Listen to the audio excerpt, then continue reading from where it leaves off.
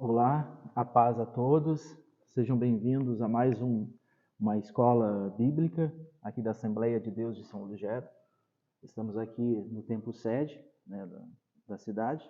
O presbítero irmão Christian, eu, Gilbert. Nós vamos estar ministrando a lição de número 11 desse terceiro trimestre, cujo o título da lição, né, do trimestre é A Igreja de Cristo e o Império do Mal. Como viver nesse mundo dominado pelo espírito da Babilônia. Nessa escola de hoje, nessa lição de hoje, a gente vai ministrar a lição de número 11, cujo título é Cultivando a Convicção Cristã. É isso que a gente vai tratar hoje. Nessa lição, o texto áureo é por que a nossa exortação não foi com engano, nem com imundície, nem com fraudulência. Está lá em 1 Tessalonicenses 2:3, que faz parte da leitura em classe que vai ser feito. A verdade prática dessa lição é o cultivo da convicção cristã é imperioso para a prática e a defesa da fé em tempos de adversidades. Bem, a paz do Senhor a todos. A nossa leitura bíblica em classe encontra-se em 1 Tessalonicenses, no capítulo 2, dos versículos 1 ao 12. Mas, como um resumo, teremos uma base, estaremos lendo pelo menos do 4 ao 6, que estará sobre estes versículos mais centralizados que a lição será ministrada.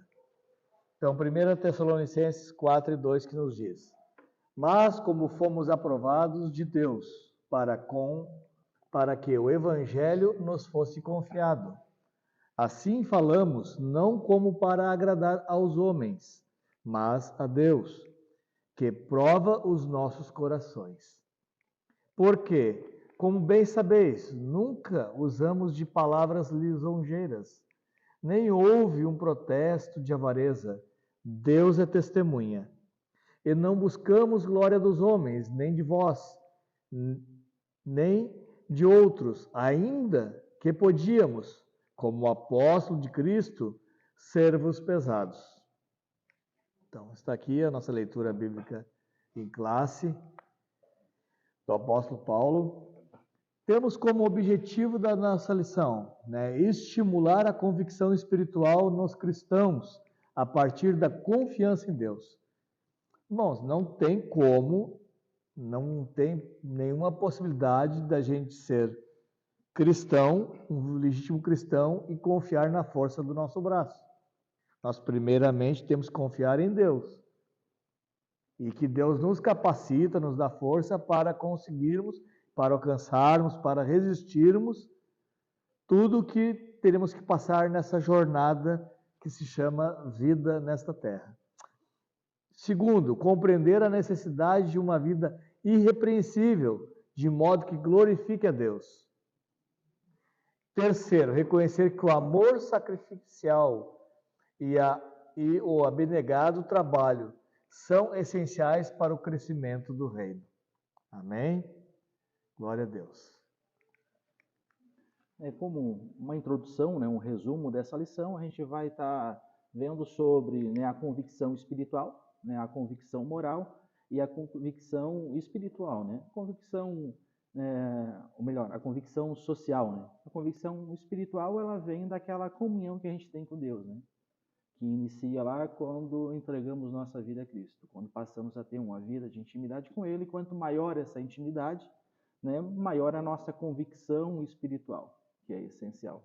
A convicção moral, que quando a gente começa a ter entendimento e permitir que a palavra de Deus trabalhe na nossa vida, a nossa conduta vai mudando. A nossa maneira de viver começa a ser diferente. Essa convicção de que a nossa vida não é mais pautada pelo aquilo que o mundo diz que é certo, mas por aquilo que a palavra diz que é certo. A convicção social é saber que nós estamos aqui mais para servir do que para ser servido. A palavra de Deus vai nos ensinar assim. Então, vai despertar em nós essa convicção do social, do coletivo em primeiro lugar, do bem-estar do outro em primeiro lugar. É o que nós vamos estar vendo ao longo dessa lição, irmão Cristo. Exatamente. Na primeira parte, que é espiritual, Se nós formos olharmos lá para Apocalipse, as cartas que foram escritas para as igrejas da Ásia, Jesus disse assim: eis que estou à porta e bato. Eis que estou à porta e bato. Se abrires a porta e deixar entrar, eu entrarei e cearei com ele e ele comigo. Então, quer dizer, tem uma condição também. O Senhor bate a porta. O Senhor está batendo na porta de muitos corações, de muitas almas, de muitos templos nessa noite e neste dia. Porém, se abrires, existe uma condição, existe o querer. E assim é o relacionamento. Vem primeiramente Deus. Deus se manifesta. Deus, digamos, se revela, dá um passo. Aí o homem também tem que dar um passo juntamente com Deus, no mesmo sentido. A convicção moral. Convicção moral é o processo de santidade, é um processo que nós temos nesta vida, de estarmos fora do pecado. Isso é, de estarmos sempre buscando a Deus e não estarmos vivendo em pecado neste mundo. Os nossos antigos pecados. E terceiro, que é uma convicção social, quer dizer, amar ao próximo. Seria algo amar, o amor. Amar, os dois grandes mandamentos. Amar a Deus sobre todas as coisas e ao próximo como a nós mesmos. Mas aí fica uma pergunta: será que nós nos amamos? É verdade. Será que nós nos amamos de verdade? Fica uma pergunta. Se nós nos amamos, nós cuidamos de nós mesmos. Como é que nós vamos amar ao próximo se não amamos nós? A palavra de Deus ela é perfeita, ela é completa. Então, está aqui uma lição maravilhosa. Irmãos, sejam convictos da vossa fé. Importante, Hoje em dia, assim, no mundo relativista, onde a verdade é relativizada, Ninguém é dono da verdade, É o que se espalha hoje, A cultura do relativismo, onde cada um tem uma verdade própria. Exatamente. Acreditar numa verdade é fundamental, E a nossa verdade qual é? A palavra de Deus. É a palavra de Deus. E para nós a palavra de Deus ela é regra de fé e prática, ela é absoluta. Ela é absoluta. Porque a gente pode discordar, irmão Christian? O irmão pode ter um ponto de vista, eu posso ter outro ponto de vista, Sim. A gente pode ter divergências. Mas aquilo que eu interpreto não é a verdade absoluta e nem que o irmão interpreta a verdade absoluta. A verdade absoluta é a palavra de Deus. Exatamente. Por isso que é infalível e por isso o ataque contra a palavra de Deus, Porque enquanto nós tiver um marco, que é infalível, inerrante, não tem como destruir o cristianismo, porque não estou apoiado no que o irmão pensa ou no que eu penso, nos homens, mas no que Deus pensa. Então, na palavra de Deus. Isso é a convicção, Convicção. Essa é a convicção que é a fé.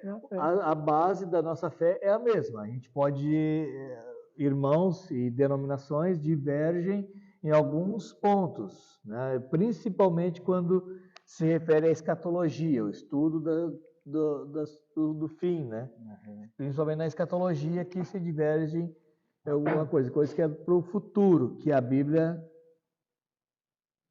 tem escrito, e a Bíblia é completa, irmãos, e ela é realmente a palavra de Deus. Por quê? Que eu digo que a Bíblia é a palavra de Deus, não o Alcorão ou outros livros. Porque tudo que está escrito na Bíblia aconteceu e está acontecendo em nossos dias, e queira ou não, aceite ou não, irá acontecer. Exatamente de acordo. Deus primeiro escreve, Deus primeiro revela, depois faz acontecer. A palavra do Senhor, ela não se perde, não volta vazia e não deixa de cumprir o seu propósito nessa terra. Verdade. Amém? Glória a Deus. Vamos passar para a primeira parte? Então, o primeiro tópico, dessa lição é a convicção espiritual, E o primeiro subtópico é o poder do Espírito Santo, E como na lição passada, novamente, traz aqui como exemplo o apóstolo Paulo, Exatamente. que traz, né, a história dele e como ele foi movido pelo Espírito Santo e como ele foi movido, né, o poder do Espírito Santo agiu através da vida dele, né? Exatamente. O apóstolo Paulo, ele agia, né, frequentemente, ele agia guiado pelo Espírito Santo. Ele era um judeu, fariseu, cresceu como um doutor da lei, aos pés de Gamaliel, que era um doutor da lei, um professor, doutorado, né, vamos dizer assim. Se nós formos olhar para o apóstolo Paulo, tentar comparar nos dias de hoje, vamos dizer que ele era um poliglota, né? Poliglota, tinha conhecimento de tudo, vamos dizer que ele teria feito umas 5, 6 faculdades, mestrado e doutorado. Dupla cidadania. Dupla cidadania. Então, assim, realmente era um homem incrível. E todo esse conhecimento, nós ainda estávamos conversando aqui antes de iniciar a aula, todo esse conhecimento que ele teve do judaísmo, da religiosidade que ele tinha, perante a graça que lhe foi alcançada, perante o chamado de Cristo para o apostolado aos gentios, ele considerou como nada. Se nós formos falar o que está na Bíblia, ela vai chamar de considerar como esterco. Mas é de todo o conhecimento dele, de tudo que ele tinha, de toda a cultura, de tudo, diante de Cristo, ele tinha isso como coisas mínimas. Quando ele experimentou o novo nascimento, né? Desde aquele momento que Deus apareceu lá para ele no caminho para Damasco, né? Sim. As experiências que ele teve com Deus e tudo que Deus revelou para ele, ele disse assim, ó, eu prefiro reputar tudo que eu tenho por nada, como esterco, porque para mim não tem valor, em troca daquilo que Cristo me revelou. Essa é a convicção espiritual que o apóstolo Paulo tinha, né? Exatamente. E é isso que o Espírito Santo faz em nós hoje ainda, né? Quando entregamos a vida a Cristo, ele continua trabalhando na nossa vida, né? Nos revelando, e quanto mais nós conhecemos, mais nós, né, vemos que aquilo que nós sabíamos não tem valor, aquilo que a gente tinha não tem valor, e perto daquilo, né, próximo daquilo que Deus nos dá, né, nos revela. Né? Tudo em prol do texto áureo da Bíblia, né? João 3,16. João 3,16. Que Deus amou o mundo de tal maneira que entregou o seu Filho unigênito, Jesus Cristo, para que todo aquele que nele crê não pereça, mas tenha a vida eterna. Esse é o versículo que é muito simples de se compreender, porém, analise com toda calma. Analise profundamente este versículo, o texto áureo da Bíblia, porque é ele que nos leva a ter uma vida santa nessa terra, a ter uma vida digna nessa terra. Deus amou o mundo de tal maneira, isto é, amou as pessoas, a humanidade de tal maneira, que deu seu Filho unigênito, e depois se torna primogênito, porque quando nós aceitamos este sacrifício, aceitamos o seu Filho unigênito, nós também nos tornamos filhos de Deus. E não pereça, isso é, perecer eternamente, mas temos o quê? A vida eterna com Deus. Passamos da morte para a vida, pelo ato da cruz, a palavra da cruz. Verdade. E nesse subtópico ainda, né, o exemplo que a lição nos traz, né, irmão Christian, é aquela passagem que o apóstolo Paulo, né, tem uma visão, né, um sonho, né, de, né, um homem aparecendo e dizendo, passa para cá, né? E ele vai então para a Europa, e através de uma revelação do Espírito Santo e uma convicção de que aquilo ali era Deus, né? Era Deus. Isso é convicção espiritual, né? O apóstolo Paulo teve aquela experiência, ele tinha convicção que aquilo ali era Deus dizendo, ó, passa para lá. E ali começou, né, toda a evangelização que teve, né, na Europa toda, né? Exatamente, porque o propósito dele, aquilo que ele traçou, né, para ir, ele e Lucas, né, e a comitiva, eles tinham um plano, um planejamento. porém Deus alterou. E aí ele escolheu, ele entendeu e escolheu obedecer a Deus e deixou a sua vontade de lado. E desta forma nos ensina, né, que nós devemos ter essa sensibilidade de dizer, não, Deus não quer que nós andamos nesse caminho, Deus quer esse caminho, este lado está aberto para nós. Né? O outro lado tem vento contra, tem tempestade contra e não vai, não avança. Então tem que parar e refletir. Não, parei. Será que eu estou no caminho certo? Será que isso que Deus quer para mim? Ser guiado pelo Espírito. Então é guiado pelo Espírito Santo. E às vezes não é fácil. Né? Não, não é fácil. Porque as nossas vontades também é uma luta constante. Assim como Paulo queria estar com Deus, queria partir desta vida para estar com Jesus, ele também tinha amor pelos irmãos e tinha convicção que ele estava ali ainda com um propósito, né, pelo amor à igreja. Então ele amava tanto a igreja que queria ficar aqui, mas amava mais a Cristo que queria subir. E aí, meus irmãos? Então, tem que se entregar realmente na vontade de Deus. O subtópico 2, né, a confiança em Deus, né? Então, naquela passagem ali, que foi citado anteriormente, né, em que Paulo ele é chamado, né, para ir para a Europa, né, ele vai, né, e o que acontece é que na primeira cidade que ele chega, ali em Filipe, eles já são recebidos já com paulada, como dizer assim, né, ele já foi recebido assim com as pedras na mão, né, e apesar disso tudo, ele não desistiu daquele propósito, né, por quê? Ele tinha confiança de que Deus é que tinha, né, dito para ir. Né? Essa é a convicção espiritual, né, que nos dá essa confiança de que Deus é que está guiando, né? Deus é que está nos orientando, né? Deus é que está nos direcionando, né? Que a nossa vida, apesar de, né, a gente não ser um robô, mas o nosso espírito, o Espírito Santo de Deus, né, confirma a vontade dele, né?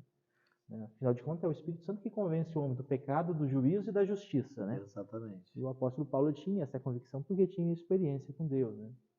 Exatamente. E assim, e as prisões de Paulo foram inteiramente por causa do Evangelho. Foram por causa do Evangelho.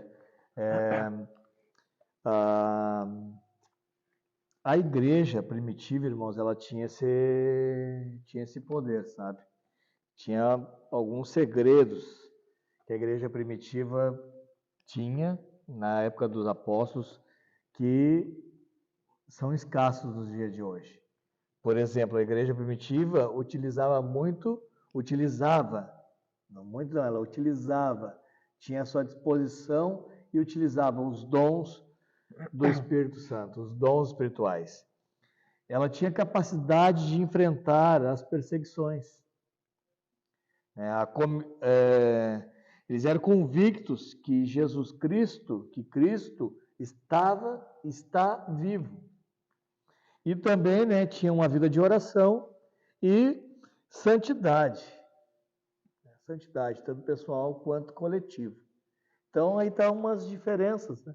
Tá umas características que a igreja avançou e que o evangelho, na época, foi pregado realmente em todo mundo, né? Todo mundo conhecido até então, até aquela época. O irmão falando aí, eu lembrei, né, não da passagem em si, mas da história ali em si, né, que nos dá um exemplo, né, dessa convicção. O que é essa convicção espiritual que vem dessa experiência, né? No momento que Jesus ele é preso, os seus discípulos se espalham, né? Sim. Todos eles tinham aceitado a palavra, todos eles queriam seguir a Cristo, todos eles acreditaram nele, né? Todos eles, né, entregaram, vamos dizer assim, a sua vida a Cristo, foram guiados por ele. Mas quando Jesus foi preso, né, foi levado, se espalharam. Mas quando veio em Pentecostes o Espírito Santo, né, e eles tiveram aquela experiência, preferiam morrer, ser preso, apedrejado, cerrado no meio, não importava o que fizesse, eles preferiam decapitados e sofrer o que fosse, mas não negar a Cristo. Não negava a Cristo. Essa é a convicção que o Espírito Santo traz para nós, né? Essa é a convicção que nós estamos falando, né, irmão Cristian? Exatamente. Uma pessoa cheia do Espírito Santo de Deus. Um dos maiores exemplos que eu tenho de uma pessoa, o maior exemplo que eu tenho na Bíblia né, que eu tenho na Bíblia de um homem cheio do Espírito Santo de Deus, foi o primeiro mártir. Foi Estevão. Estevão, e ele ainda, na sua morte, ele ainda disse, né? Ele olhou para o céu, disse que eis que vejo, né, os céus abertos, Jesus à direita de e Deus. Jesus em pé, à direita de Deus. Irmãos, imagina aqueles homens ouvindo aquilo, com pedra na mão, e atirando nele, e ele diz, Pai, não lhes impute esse pecado. Assim como Jesus falou na cruz, ele também teve essa graça, né? Que eles não sabem o que estão fazendo, eles não têm a revelação que eu tive. Isso é importante porque às vezes a gente fala disso aqui, parece que a gente está, sei lá, assim, em êxtase, né? Sim. Parece que a gente está falando de uma coisa assim de outro mundo, né? Porque só quem passou por essa experiência de ter um contato com Deus é que entende o que o Espírito Santo faz na nossa vida, né? Exatamente. Às vezes quem está ouvindo agora, está assistindo e nunca passou por isso, parece uma coisa estranha, né? Uma coisa maluca. Utopia.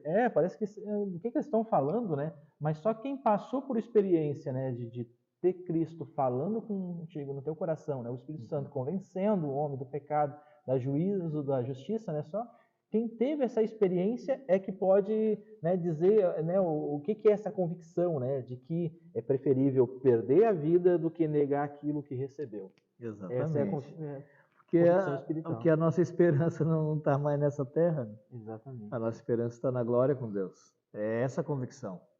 Que não... Aqui é passageiro. Agora, ter certeza de vida eterna é outra história. É outra história. E realmente, irmãos, somente uma pessoa cheia do Espírito Santo. E para mim, essa é a característica de uma pessoa cheia do Espírito Santo. É ela morrer, mas não nega Cristo. Pode estar com uma arma apontada para sua cabeça ou para a cabeça até de um filho e dizer, eu não nego a Jesus. Louvado seja Deus em qualquer situação. Assim como Jó. Exatamente. Né? Assim como Jó. Nasci do ventre da minha mãe, voltarei. Isso é a definição de convicção, né? Senhor, a certeza do que é aquilo que eu creio. Né? O Senhor deu, o Senhor tomou. Bendito seja o nome do Senhor. Não importa o que aconteça, bendito seja Deus. Isso é fé. Isso é fé. Isso é fé. Deus deu testemunho de 3 homens na Bíblia, de 3 homens justos, que é por fé, que é Noé, Jó e Daniel. 3 homens deu testemunho. Está lá em Ezequiel. Ezequiel 38, se eu não me engano. Está o testemunho de Deus sobre estes homens. Amém? Vamos para frente, irmão? Subtópico 3, né, a fidelidade na pregação. Né? Aqui é outro exemplo que o apóstolo Paulo dá. Né? Ele já começa lá no livro de 1 Tessalonicenses, né, que é o texto áureo da nossa lição, né, capítulo 2, dizendo, a gente não foi aí com palavras de engano, tentando, né, ter aplausos ou ter o lucro, tirar o dinheiro, tirar a oferta, ou alegrar o homem, né, massagear o ego. Nós fomos aí com o intuito único de falar da verdade, né, da palavra de Deus. Sobre ameaça de perseguição, seguia falando que a salvação só vem por Cristo. E a perseguição muitas vezes não era pelos romanos, era pelos próprios judeus e judaizantes, que lutavam com a igreja dos gentios que estava liberta, né, foi chamado para a liberdade, e eles queriam impor a religião judaica. Não, Jesus Cristo realmente é o Messias, porém, nós temos que guardar o sábado, os homens têm que se circuncidar, têm que guardar a lua nova, todos aqueles preceitos da lei. E por isso, muitos perseguiam Paulo e queriam. Uma das prisões de Paulo foi porque do cárcere que nós comentamos na semana passada, né, foi porque ele libertou uma mulher de espírito de adivinhação, que dava muito lucro aos seus senhores. Era uma escrava, primeiramente, ela tinha um espírito de adivinhação. Ela adivinhava, né, coisas que eram, digamos que homens iam lá e perguntavam para ela. Porém, né, ela adivinhava através de um espírito maligno. Ela era escrava espiritual de Satanás e também escrava dos outros, porque os outros lucravam com o espírito que estava nela. Ela, na realidade, era uma miserável total. E Paulo, né, ela chamava, o que o espírito dizia através dela? Eis aí os homens de Deus. Eles falam a verdade, eles estão pregando a verdade. Veja bem, irmãos, eu estava dizendo assim, era para eles encher o ego deles, era para eles, só que Paulo, discernimento de espírito, com uma personalidade sanguínea, né, disse, não, isso está errado. Foi lá e expulsou. O que aconteceu? A mulher foi liberta, não adivinhou mais nada, os seus senhores perderam toda a lucratividade, visto que tinham perdido os lucros, falaram a mentira, que eles vieram perturbar a ordem e prenderam eles. Então, por causa da palavra de Deus, esse até dá um resumo bem prático do que é, né? Eles poderiam ter levantado o ego, poderiam ter perdido uma grande bênção, mas não. Eles foram lá e seguiram pregando a Jesus Cristo, de acordo com o evangelho que Paulo recebeu de Jesus, de acordo com a interpretação dos livros do Antigo Testamento acerca de Jesus, o cumprimento das Escrituras, e não saía dessa linha, irmãos. E era aquilo ali. E é isso, né? E isso muitas autoridades, muitas pessoas, judeus influentes nas autoridades daquelas cidades espalhadas pelo mundo, pela Ásia, pela Europa, e incitavam o povo a lutar contra Paulo e Silas, e Paulo e sua comitiva, Barnabé também, quando na primeira viagem foi com Barnabé, e eles eram realmente perseguidos e presos, açoitados, apedrejados. Sofriam no homem exterior, né? Exatamente. Mas no homem interior eles estavam, né, fortes, né? reavivados, né? Exatamente. Renovados todos os dias. Quando Paulo chegou a dizer assim, eu carrego em meu corpo as marcas de Cristo. Porque quando ele perseguia a igreja, né, Deus revelou a Ananias, que foi lá, ele ficou cego e Deus revelou a Ananias. Que Ananias disse, poxa, você quer que eu ore por Saulo, que nos mata, nos persegue, que veio com carta para nos levar preso? Aí Deus disse para ele, Jesus disse para ele irá, né? Ele, para mim, é um vaso escolhido. É um vaso escolhido e sofrerá por amor a mim. Vou mostrar para ele o quanto ele tem que sofrer pelo meu nome. Vai sofrer pelo meu nome. Então, isso realmente se cumpriu na vida de Paulo, né? E Paulo, irmãos, ele tinha muitas marcas no seu corpo por amor a Cristo e convicto de salvação, né? Isso que é tremendo. Então, meus irmãos, que tem convicção espiritual de que o chamado e a mensagem vem de Deus, jamais irá recuar. Isso está lá em Filipenses 3,14. Amém? Prossigo para o alvo. Né? Qual é o alvo? Jesus disse, eu sou o caminho, a verdade e a vida. Ninguém vem ao Pai senão por mim. Então, quer chegar a Deus? Só tem um caminho, é Jesus Cristo. Ele é o nosso alvo. Amém? Glória a Deus. Então, irmãos, estamos, né, a nossa primeira parte, só uma visão geral da nossa primeira parte. Sem a ação poderosa do Espírito, a pregação é incapaz de transformar vidas. Então, não adianta ter palavra eloquente, não adianta ter oratória, conhecimento, homilética, todas essas partes que a teologia ensina, porém, se não tiver a unção, de nada adianta. Unção é fundamental, e uns são e outros não são. Exatamente. E a Bíblia deixa claro, né? Quem convence o homem do pecado, do juízo e da justiça É Deus. é o Espírito Santo. Então não adianta se não tiver a unção do Espírito Santo, é Deus que faz a obra, né? É Deus. Exatamente. Nós só temos que emprestar a nossa voz. E ter a convicção de que Deus é fiel com a sua palavra. Nós falamos a palavra, né? Passamos a verdade e Deus é responsável por, né, convencer, né, e garantir que ela é verdadeira. É Deus que convence, é Deus que dá prova daquilo que nós estamos falando é verdadeiro.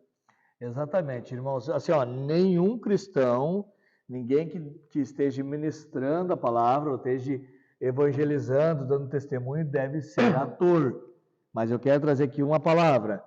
Quando se assiste uma novela ou um filme, né, quando você assiste uma novela ou um filme, a gente olha para aquilo, muitas vezes não se emociona, não chora, ou não tem um sentimento de ira com alguma injustiça, com alguma coisa?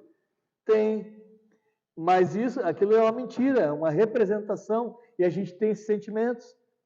Por quê? Porque os atores fazem aquilo como se fosse a vida real, com convicção. Irmãos, a gente tem a verdade. Nós temos a verdade, a Bíblia. Se nós não formos convictos, quem iremos convencer? Quem convence é o Espírito Santo, mas nós temos que ter fé e ser convictos daquilo que nós falamos. Tem que transmitir confiança. Amém? Amém. Hebreus 11, né? A fé é a certeza daquilo que se espera, né? E a convicção de fatos que não se vê. Exatamente. Nós estamos falando de fé. E a fé vem pelo ouvir e ouvir a palavra de Deus. Deus é o responsável de levar a palavra, inflamar a palavra no coração de quem ouve. Sim. É Ele que convence. E é essa a nossa convicção, que nós somos usados e Deus é que faz. Deus é que faz a obra, né? Ele é o autor e consumador da nossa fé. Amém. Amém? Glória a Deus. Vamos partir para parte 2? O segundo tópico, né? Convicção moral, né? Que é uma consequência da convicção espiritual, né? À medida que eu começo a caminhar com Deus, né? A ter experiências com Deus, a ouvir a palavra de Deus, a ler a palavra de Deus, a meditar nas revelações de Deus, aquilo ali vai produzindo em mim uma transformação. E é isso que a gente vai ver, né? A questão da retidão, por exemplo, nas ações, né?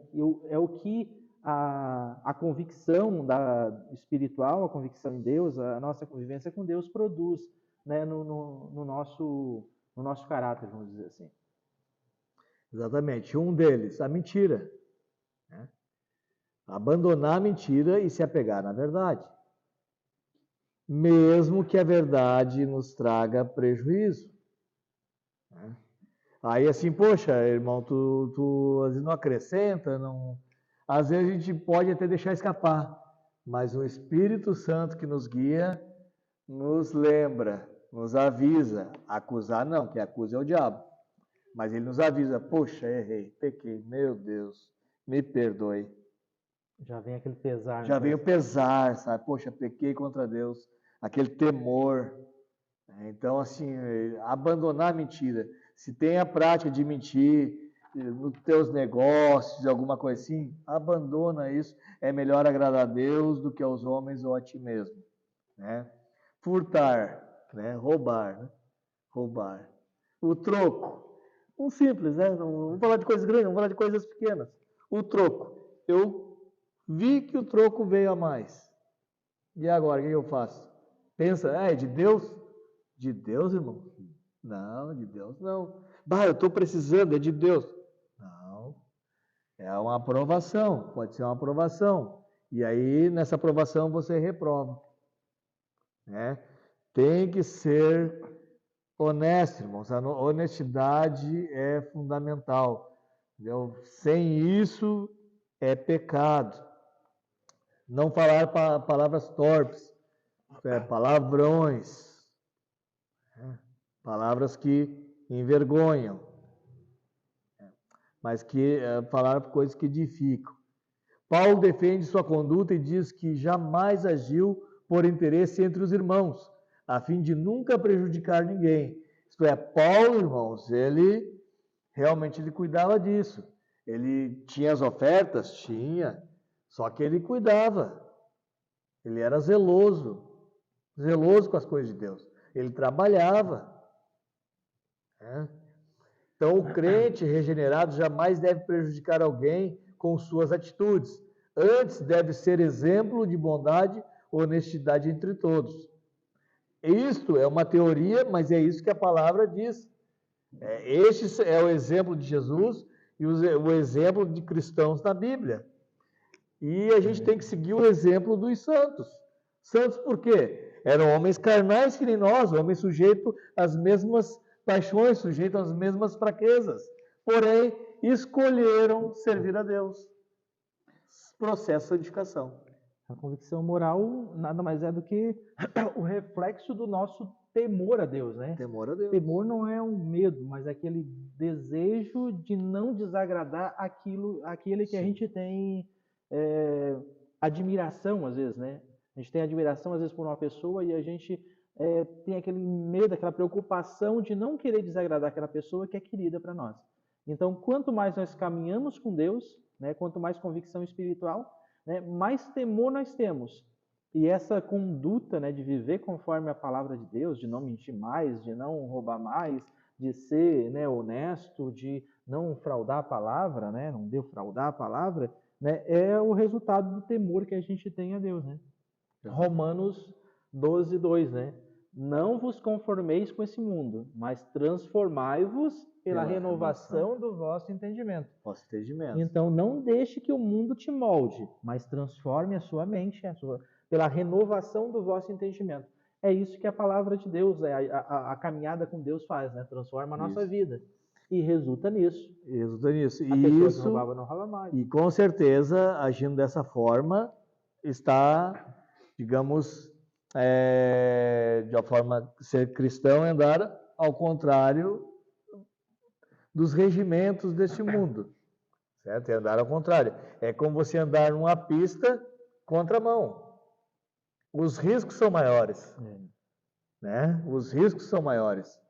Os perigos são muito maiores. Está andando contramão. Então, tem mais gente, tem mais veículos vindo contra do que ao favor. Então, os riscos de acidente é muito grande. Com certeza. Né? Mas são assim, as nossas atitudes, tem que ser assim, nossas atitudes diante deste mundo.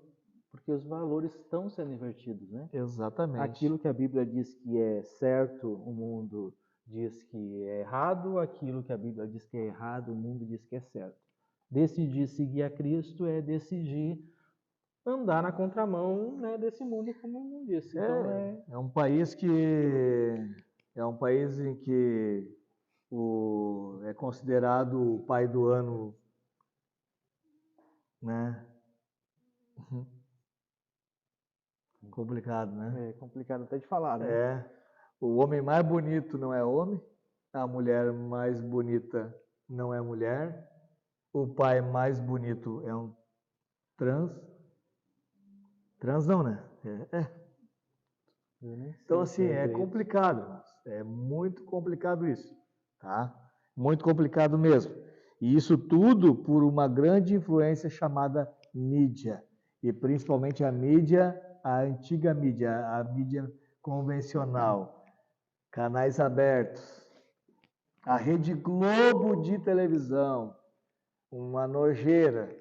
Tratando isso tudo como normalidade. Normalidade. Em horários em que crianças e famílias e pais sem entendimento deixam seus filhos ali. Entendeu? Irmãos, assistir um futebol, por exemplo, geralmente passa na Rede Globo, assistir um futebol, alguma coisa assim, até vai, certo? Não vamos dizer que a gente também não assiste, né? Não vamos dizer que a gente também não assiste isso aí. Agora, assistir doutrinamento por novelas, assistir as doutrinas por aqueles reality shows e os jornais, irmãos, os jornais que passam nessa rede lixo mesmo, né? E as demais também, tá? De canal aberto também, é complicado, porque distorce todos os valores. E é tão contraditório assim, porque um tempo atrás falava tanto de ciência, né? Sim. Tem que seguir a ciência, tem que seguir a ciência. Mas agora, quando trata desse assunto, o homem já não é mais homem e a mulher não é mais mulher. Isso. Quer dizer, a biologia, a ciência foi jogada de fora. Só se usa quando é conveniente. Esse é um mundo de relativismo, né? Esse mundo que, né, que a gente tem que combater. Combater como? Convicção de que a nossa posição é o que deve ser, convictos de como devemos andar, de como devemos nos comportar, do que é certo, do que é errado. Essa é a convicção moral, né? A retidão nas ações. Não, a minha vida não pauta mais, não é pautada mais por aquilo que o mundo diz que é certo, que é errado. Mas a minha vida ela é pautada naquilo que a palavra de Deus diz que é certo, diz que é errado. Essa é a convicção, né, moral. Amém. Reputação ilibada, né, o subtópico 2, né? O que a Bíblia fala, né, sobre, né, o cristão, como ele deve se comportar, né? Ter uma reputação ilibada, né? Aquele que as pessoas olham e não vê nele motivo, né, de que não desonre a Deus, né? Sim. As pessoas têm que olhar para nós e ver minimamente aquilo, né, que reflete a glória de Deus, né, a imagem e semelhança de Deus. Sim. E quando fala, né, quando prega e ensina a palavra, né? Ensina o que diz na palavra, né? Então, o servo humilde jamais deve correr atrás de fama e prestígio. Antes deve ser humilde, como foi o Senhor Jesus. Jesus foi humilde. Exatamente. Né? Aprendei de mim, que sou manso e humilde de coração. Ele disse isso. Né? E pregar a palavra, né, irmão? Porque às vezes, né, tem alguém ouvindo que, mas eu não prego a palavra, né? Mas nós pregamos a palavra todos os dias quando nós decidimos viver conforme a palavra de Deus diz que devemos viver. Exatamente. As pessoas vão estar olhando e você vai estar pregando sem saber. Sem saber. Sem saber. Exatamente. Porque, meus irmãos, agora eu falo exclusivamente para a igreja. A Bíblia que muitos vão ler vai ser a sua vida, vai ser a sua conduta. Essa será a Bíblia que muitos de teu convívio irão ler, muito mais que tuas palavras. Amém? Então, mas também nós temos que agir, né? Como diz em Efésios 4:2, com toda humildade, mansidão, longanimidade, suportando-vos uns aos outros em amor. O amor é a identidade do cristão. E o amor, ele diz lá no versículo do amor, né? No versículo que é 1 Coríntios, no capítulo 13. O amor, ele é sofredor. É que a gente às vezes tem a ideia do amor só sentimento, né? Sentimento. E não é só uma escolha. É uma escolha. É um mandamento. É um mandamento. Amai a Deus sobre todas as coisas, teu próximo como a ti mesmo. Então, se a gente amar somente a quem é nosso próximo, que está próximo, né? O nosso próximo é toda a humanidade, né? Todos os homens, todas as pessoas que a gente venha a estar num local, estar junto. Na cidade de São Lugero, todos são meus próximos. Porém, eu não conheço todos. Mas, né? É isso aí, meus irmãos. E amar o próximo como a nós mesmos, né? Suportando uns aos outros como amor. Mas o amor, ele vem ser realmente sofredor. A gente tem que escolher amar. O difícil, o ser cristão é isso, é amar aquele que nos prejudica, que não nos faz bem, aquele que nos faz mal. Aí é uma questão de escolha. Não, eu decido perdoar ele, eu decido, Senhor, orar a Deus para que Deus abençoe a vida dele, para que Deus resolva os problemas dele e ele consiga me compreender mais. é verdade. É fácil? Não, não é fácil. Porque uma pessoa vai lá e faz um mal para um filho teu, né, uma assassina ou violenta, enfim, né, e você vai sentir um carinho por aquele que fez o agressor, né, você vai sentir uma pena, aquele sentimento, né, que se confunde com amor? Não, né, às vezes o que vem no nosso coração, o que é? é vingança, Sim, é são os desejos maus. ódio, é aquilo retribuindo o mesmo papel, justiça e tudo mais. Só que a Bíblia o que que diz? Né? Se eu fui perdoado, por que que eu não posso perdoar? Sim. Então eu decido lutar contra esse sentimento e fazer aquilo que a palavra de Deus diz. Isso é uma decisão, então, é amar. É uma decisão e a gente só consegue isso se der liberdade ao Espírito Santo. Exatamente. Voltando lá para o começo da lição, só o Espírito Santo nos consegue agir na nossa vida para sermos verdadeiros cristãos. Fruto do Espírito Santo, né? Fruto do Espírito Santo. A bondade, benignidade, fé, mansidão, temperança, domínio próprio. Vamos para frente, irmão Gil? Vamos. Sobre o tópico 3, né? Vida irrepreensível, né? Vamos ver como a Bíblia apresenta, né? Como devemos ter uma vida irrepreensível, né? O cristão precisa dar exemplo para não estar sendo censurado, né? Quando eu estava lendo isso, irmão, eu lembrei de Paulo, né? Quando Paulo repreendeu, né, Pedro. Sim. E ele diz assim, ele se fez repreensível. Ele teve uma conduta diante de todos que era digna de repreensão. Repreensão não é tratar mal, não é julgar, só essa conduta não condiz com a vida de cristão. Então é isso que ter uma vida irrepreensível quer dizer, né? Não quer dizer que a gente é perfeito, quer dizer que a nossa conduta ela tem que ser mais alinhada possível com a palavra de Deus, né? Exatamente. Pedro se comportava de uma forma e depois passou a se comportar de outra. Então, assim, com aquilo que eu falei, muita Bíblia que muitos irão ler é a nossa vida. Então, as nossas atitudes valem mais do que palavras. E se a gente prega uma coisa e vive outra, né? Se a gente prega uma coisa e vive outra, então Que resultado vai ter, né? tinha um ditado antigo, irmãos. Os irmãos até me perdoem um pouco que é liberdade, mas quando eu era pequeno, eu ouvia muito. Não adianta pregar moral de cueca, né? Não adianta pregar moral de cueca. Então, é isso aí. O que vale mais é a nossa vida do que nossas palavras. É verdade. Né? Então, ser fiel até a morte, e eu te darei a coroa da vida. Apocalipse 2:10. Ser fiel até a morte.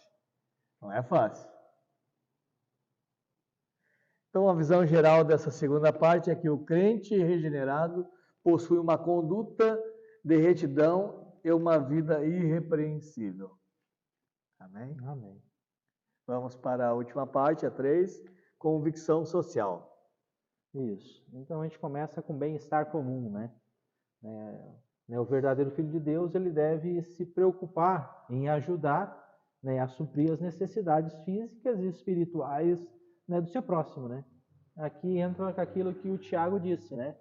Me mostra a tua fé e eu mostrarei a minha através das minhas ações, né? Então, a fé em Deus, que é a convicção nossa, vai nos direcionar, vai nos guiar nessa direção, né, irmão Christian? Exatamente. A pessoa que realmente tem essa convicção de que Deus veio, né, para salvar o mundo e vê uma pessoa que precisa e minimamente se pode, minimamente e não ajuda, né, é difícil dizer que, né, não. Exatamente. Que ela provou, né, esse amor de Deus, né? Exatamente. É que assim, irmãos, tem tem uma aparência que a Bíblia discorda nesses dois livros aí, né? Entre Paulo e Tiago. Que Paulo em Efésios, no capítulo 2, né, inspirado pelo Espírito Santo, né, a palavra de Deus toda é inspirada, e é a maior pura da verdade, é que a salvação não é pelas obras, e sim pela fé. Né? A fé em Cristo. Né? E é pela graça de Deus, por intermédio da fé. É pela graça. A salvação, nós somos salvos pela graça, por intermédio da fé. E isso não vem de vós, é dom de Deus. A graça é o dom de Deus, certo? Que enviou Jesus Cristo. A obra de Cristo é que salva. Porém, o Tiago irmão de Jesus, filho de Maria e José. Não era Tiago, irmão de João, filho de Zebedeu. Era Tiago, irmão de Jesus. Esse Tiago, ele diz que sem fé é impossível, né? Sem fé não, sem as obras, né? Ser salvo sem as obras. Mas aí que tá, o que ele queria dizer? Tiago, ele era pastor da igreja em Jerusalém. Ele estava direcionando aquela carta para a igreja. Então diz assim, bom, se você é salvo em Cristo e vê seu irmão passando fome, passando frio, passando necessidade e não se comover, não o ajudar, será que você é salvo? O amor de Cristo está em ti? Ou você precisa nascer de novo? Ou você precisa passar pela conversão? Então é nesse ponto, né? Nesse ponto que, então, amar o teu próximo como a ti mesmo. Esse amor é incondicional, como nós falamos aqui. Mas a obra é obra de amor, é caridade, né? Caridade, amor em ação, né? É aquilo que Jesus disse, né? Não faça aquilo que não quer que faça para ti, né? Você está naquela situação, você gostaria que alguém estendesse as mãos e te desse uma ajuda? Sim. Então, tu está numa outra posição, tu não vai fazer o mesmo? Esse é o amor, né? Sim. Amar o próximo como a mim mesmo, é eu saber, eu estando nessa posição, eu gostaria de ser ajudado? Exatamente. Será que só uma palavra nesse momento seria o suficiente? Eu não preciso de um alimento, de uma roupa, de algo mais, de uma atenção, né? Então, é se colocar no lugar do outro, né? O amor ao próximo. Até porque se uma pessoa está passando necessidade, né, e a igreja tem que ter esse trabalho, meus irmãos, né? Graças a Deus aqui em São Ludiero a gente tem trabalho de ação social também, certo? E tem que ter esse trabalho aí. Por quê? Porque não vai entrar a palavra de Deus se a pessoa está passando necessidade básica, né? Não adianta chegar e dizer para a pessoa, tenha fé, né? Tem que suprir essa necessidade. Então, os irmãos têm que se reunir, se juntar e, em propósito comum, em amor, né, ofertar uma cesta básica, um alimento, ou até pagar um aluguel, ou alguma coisa que aquela pessoa esteja necessitando e realmente não tem condições de pagar, para que ela venha a glorificar a Deus por nós, pela nossa vida. Essa é uma coisa bastante difícil hoje em dia, porque a gente sabe que a vida está corrida, né, irmão Christian? Sim. Todo mundo cheio de compromisso, cheio de coisa, e às vezes a gente está tão envolvido com aquilo que a gente às vezes está passando e resolvendo, e acaba, né, não se envolvendo com o outro, né? Exatamente. Mas não é isso que a Bíblia nos chama para fazer, né? Sim. A Bíblia foi chamada para ser uma comunidade, né? Onde todos vivessem em comum, né? Onde se ajudasse mutuamente, né? Onde um se preocupasse com o outro, com o bem-estar do outro, né? Amém. Então, o Filho de Deus deve ter pelo próximo o mesmo sentimento de que uma mãe e um pai sentem pelos filhos. 1 Tessalonicenses 2, do 7 ao 11. É fácil ser cristão, irmão? Às vezes não é fácil, não. Não é bem fácil. difícil. Eu me sinto, muitas vezes, indigno. Me sinto mesmo indigno. Porque a palavra de Deus, ela confronta isso com a gente. Eu digo, eu não consigo ser assim. E agora, irmãos? É fácil? Não. É só pela misericórdia de Deus, né? E traz aqui uma passagem interessante lá de Abacuque, né? Sim. Essa passagem retrata a situação de Israel naquela época, né? A imoralidade, o pecado, né? A inversão de valores, a violência, a injustiça reinava, né? Parece o mundo de hoje, né? Daí o que aquela passagem nos ensina? Que aquilo ali é tudo resultado, né, do pecado. Do pecado. Então, se nós não estamos mais no pecado e fomos transformados, a gente não vai mais procurar viver dessa forma, né? A gente vai viver de uma maneira, né, que mais ilibada, né? Mais justa, né, onde os valores não sejam invertidos, que a gente não vai tratar as pessoas, né, com violência mais, né, Tirar vantagem. Tirar vantagem. Jeitinho brasileiro, vamos dizer assim, né? Exatamente. Olhar para o outro e dizer assim, não, eu tenho que tirar vantagem sobre isso, né? E nesse mundo onde primeiro que eu preciso, né? Eu tenho que olhar primeiro para mim, primeiro para a necessidade, eu tenho que cuidar primeiro de mim. É difícil ter uma conduta em que a gente é altruísta, né? Exatamente. Vamos passar para o subtópico seguinte. Dedicação altruísta, né? Foi Exatamente. citar, né? Então, assim como Deus, né, o amor dos cristãos deve sair do âmbito do sentimento e aparecer no âmbito das ações. Olha só, tem que ter ação. O que quer dizer caridade? É amor em ação, né? Então, o verdadeiro amor está disposto a se sacrificar em favor dos que sofrem muitas privações. Jesus disse, por amor desses eu me sacrifico a mim mesmo. Está na oração sacerdotal de Jesus Cristo, né? Pai, santifica-os na verdade, pois a tua palavra é a verdade.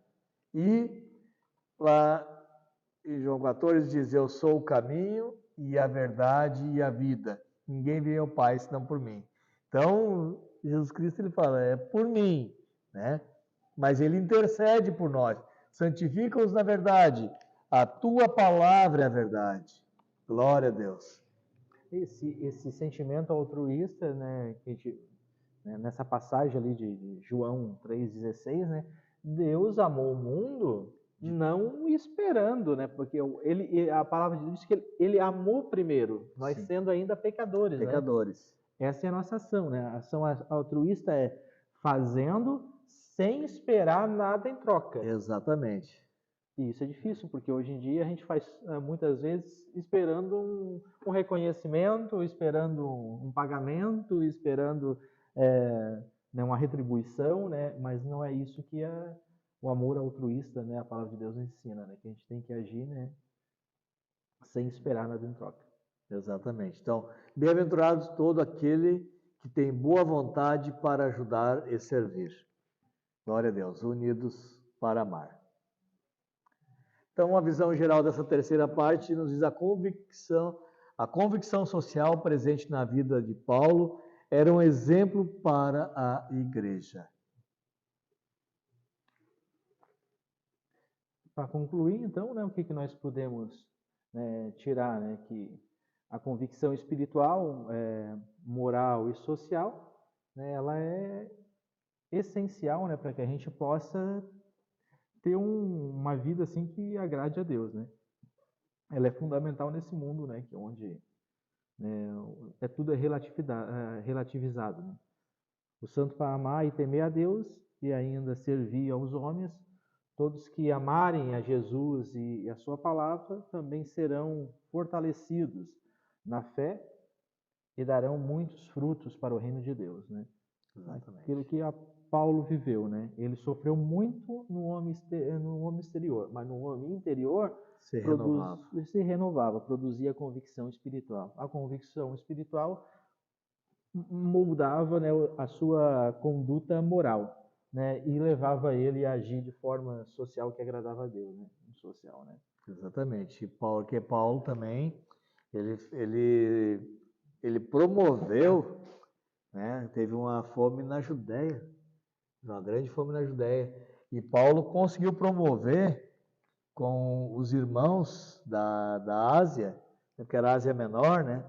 E das igrejas gentílicas, uma grande oferta para que ele, quando ele passasse, ele recebesse aquela oferta e já em viagem para a Judéia. Então, a igreja gentílica, né, a igreja conseguiu sustentar, né,